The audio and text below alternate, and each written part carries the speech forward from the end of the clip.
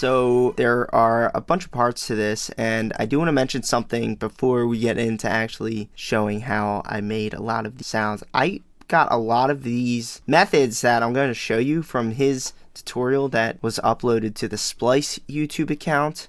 He actually made a video explaining how he writes his melodies. He made another video how to make a powerful drop, and I got a lot of these methods from that, so go check that video out. It's not hard to find. So let's start with the kick.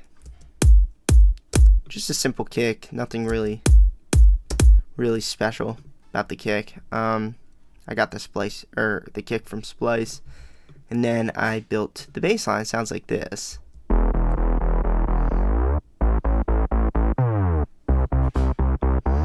And to make it bend, I just clicked this mono legato thing and made the portamento a certain speed that kind of aligned with my likings. And this would look like this. So just to give you a little helpful tip, if you want something to bend up, you would layer 2 notes. Make sure you click mono legato, and then whichever note is sticking ahead of the other note, whichever note's ahead of the other note, that's where it's going to slide to. So this will slide up, and then this one, 2 layered notes, and it'll slide down because the bottom note is a little ahead of the top note. And then kind of like that. And so let's play it.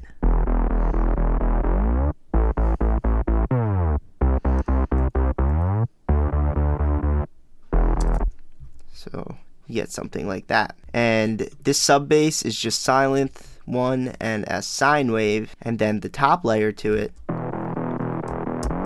This is a method directly taken from his tutorial. This high harmonic bass line, it has a nice low cut at 120 Hertz, so that sub bass line can sit right down here nicely.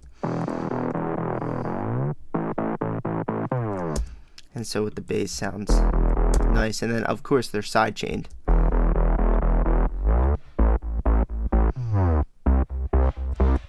So you get something like that. Pretty cool.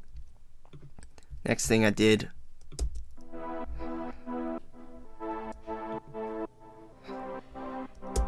I could probably do without some of that reverb on this, but this is just some super saw chords. As you can see, I have the saw waves with the detune, and of course they are side chained to the ghost kick. Now let me show you something about this side chain, this ghost kick here. I'll actually show you how to make it too. I started out with just the kick, but then I wanted 2 side chains, 2 ghost kick side chain. This is going to be ghost kick long, I guess, and then ghost kick short. I like running 2 ghost kicks now. It's a new thing I just started doing. Ghost kick short. I think this will benefit a lot of you. I want a long ghost kick and then a short ghost kick. So I would drop one in here, and then I drop the short one in here. Let's go to the short one. My short one will probably look something like this, and then my long ghost kick probably looks something like that. And so I like short ones because they give you a nice trigger to work with, a nice tight trigger to work with, and you could basically shape everything around that. For a ghost kick, to make one of these, you want to go to where it says send right here. Go to bus, and then just take an unused bus and put the volume of that bus all the way up. And then I like to go all the way up and work down. Other people would argue they like to do it the other way, but where it says stereo out here, you want to take that out and take that out. And then for this kick, you want to do the same exact thing, only you want to add it to a different bus because it's a different signal that you're going to use at different times. And right there, we have a ghost kick. As you can see, all this activity is happening, but you can't hear it. And that's because Logic hears it, and Logic wants you to use it as some sort of, processing signal, but you can't hear it. That's what a ghost kick is. And then we have our long ghost kick and our short one. So let's get rid of those. That's how to make a nice ghost kick to run your sidechains. So let's keep my sidechain on, and we already got our basses and chords, so right here we're sounding like this.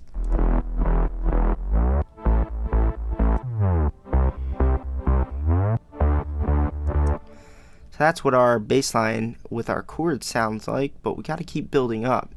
Now we're at the leads. My first lead that I made sounds like this.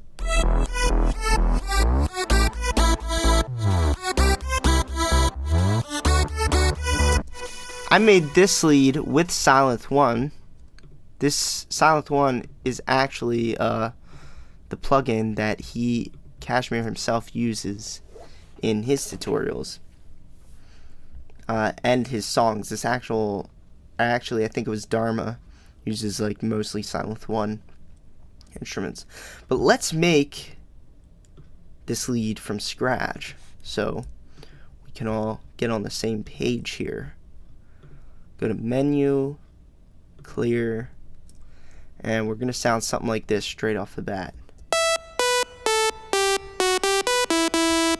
I already have some OTT and some Space Designer on this for reverb, but this lead is actually quite simple to make. All you would really do is go down to the quarter pulse, jack up the voices, turn off the retrigger, and do something like this. And then that's going to be your main sound, and then I like to shape everything around that. So I might go ahead and add one with a little less detune on it. And then of course OTT will do its thing on its mids and highs.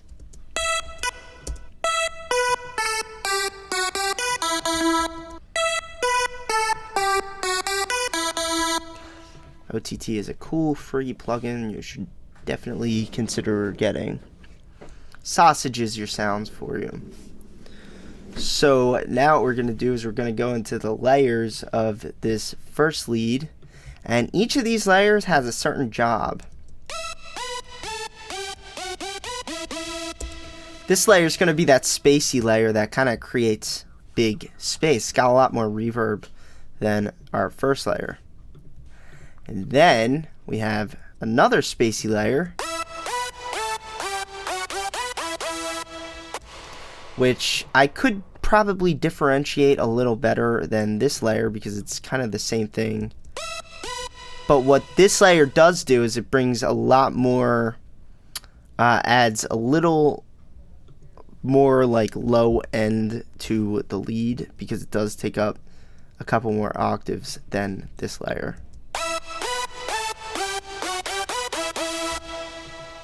Like that. Oh yeah, I forgot to explain something about this lead. So let's go back to this. I have it pitching at the attack, so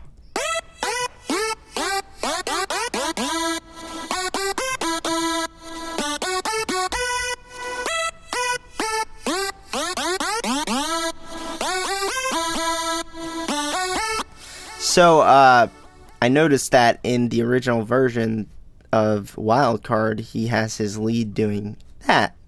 And to make your lead kind of pitch up at the attack, all you do is go to this, make sure pitch A, B, or pitch A or B, whichever oscillators you're using is, make sure this routes to those oscillators. I stay safe and just choose pitch A and B. Put this just a notch to the left, and I just move this to K until you get it sounding like what you want it to sound like. And like that'll give you a nice punchy attack and very fun to listen to. So that is those leads. And then I was like listening to this, and I was listening to the original. I was like, what is that sound that kind of bouncing out of the left ear? I actually thought the lead was delaying into the left ear and not the right. But then I decided that it sounded like a vocal chop. I was like, damn, that's pretty interesting. So it sounded something like this.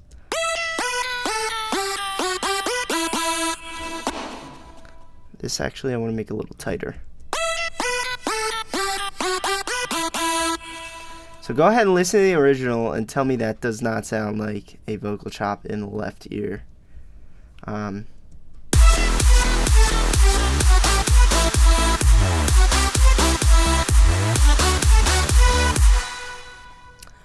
Yeah, so there you go. I think I explained everything. Oh yeah. I forgot the percussion and the white noise. Some of the most important stuff. So, with the percussion, it sounds something like this.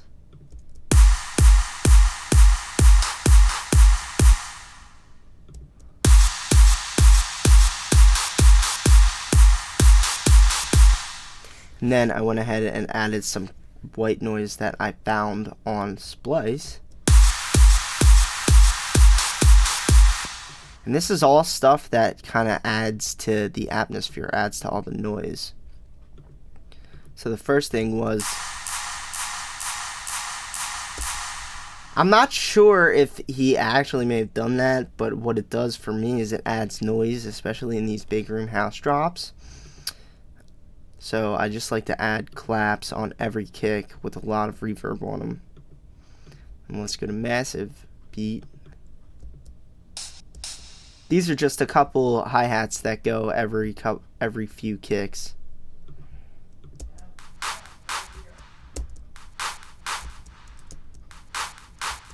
And then this will follow the exact rhythm as the bass line and the exact rhythm of the lead.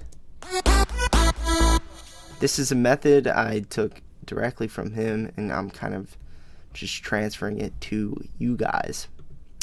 Then finally I had this white noise spurt that I put on top of the rhythm of the lead. And that just like creates power. And then take all of this stuff and mix it well and master it well, and maybe you'll have a shot at sounding like KSHMR. I think he's really, really, really talented, and his talent made this extremely hard to make this whole piece. And this is millions of miles off from the original. It's just so good. The original is so good. I don't know how he did it, but this is my version of it, and I hope you were able to learn something from this. Until next time, my name is Alex Rome. Stay tuned for more awesome stuff.